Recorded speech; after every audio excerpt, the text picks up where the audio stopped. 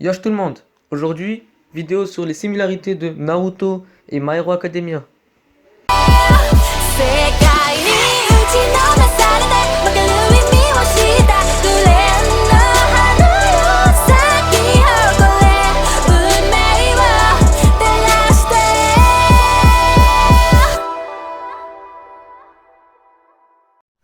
My Hero Academia, c'est un des hits actuels du Jump, comme le fut Naruto. Mais à bien y regarder, ce n'est pas le seul point commun entre les deux titres. J'ai donc re-regardé les deux séries, et j'en ai conclu qu'il y a plusieurs points communs qui m'ont sauté aux yeux.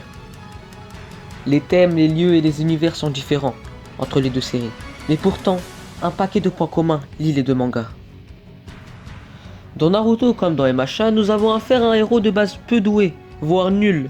Le parallèle concernant le héros des deux mangas est donc clair. Un héros nul, mais doté d'un immense pouvoir qu'il ne contrôle pas vraiment. Kyuubi versus One for All, qui va devoir apprendre à la dure pour se hisser au top. En même temps, c'est un peu un classique du shonen ça. Néanmoins, les similitudes ne s'arrêtent pas là. Je continue. Naruto avait un professeur lunatique et taciturne, aux méthodes peu agréables, avec un pouvoir dans un œil, Kakashi. Deku a aussi un professeur lunatique et taciturne, aux méthodes peu agréables, avec un pouvoir aux yeux, Eraserhead. Naruto était dans une académie où les capacités étaient mises en avant et étaient peuplées de petits génies. Deku est dans une académie où les capacités sont mises en avant et compte aussi quelques petits génies. Et dans les deux mangas, lors du passage des épreuves de sélection, on leur fait croire que c'est éliminatoire et définitif, mais en fait non. Dans MHA, l'épisode de la forêt avec l'enlèvement de Bakugo et sa possible filiation avec l'alliance des super vilains m'a vachement rappelé la désertation de Sasuke. Ça se passait aussi dans une forêt avec des combats de tous côtés, avec des combattants de second plan. Et avec ce même sentiment d'urgence tout au long, différent mais similaire dans son déroulement. Pas encore convaincu? Ok, un peu facile. Mais on y repense avec du recul, dans les deux mangas, le point de départ de tout, c'est deux frères. Dans Naruto, les deux fils de l'ermite Rikudo, réincarnés au fil du temps jusqu'à Naruto et Sasuke, qui mettront fin à cette spirale. Dans MHA, un méchant frère, All for One, devenu immortel et l'autre gentil, One for All, qui a transmis sa volonté aux générations futures afin d'arrêter le premier. Dans les deux cas, on retrouve cette histoire de frères opposés, de volonté et de transmission, même si c'est expliqué assez rapidement dans MHA et vers la fin pour Naruto. Le rôle de Sasuke est moins similaire, mais subtilement assuré par Tomura Shigaraki. Bah oui, perverti par All for One et sa clique. Il a dévié du droit chemin, alors qu'au fond, c'est forcément un bon gars. Comme Sasuke fut perverti par Orochimaru, puis l'Akatsuki. Le tout est dans les deux cas sur fond de vengeance et de manipulation. Reste plus qu'à Naruto et Deku à les ramener du bon côté.